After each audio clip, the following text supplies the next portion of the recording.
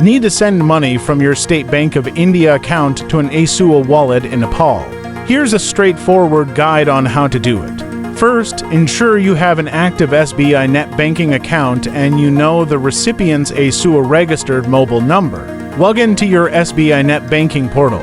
On the main dashboard, find the section for funds transfer or international remittance. Since you're sending to a digital wallet in Nepal, you will likely need to use a specific service like SBI International Money Transfer or send via the SWIFT network. When filling out the transfer form, the key step is entering the recipient's details. You will provide the recipient's Esewa mobile number as the account number.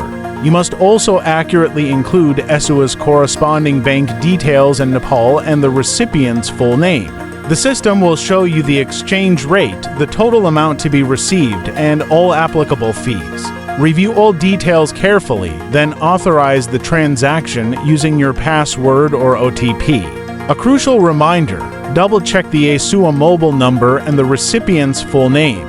Any error can cause the transaction to fail or be sent to the wrong person. Transfers can take from a few hours to a couple of business days. Once confirmed, the money will be on its way to the Esewa wallet.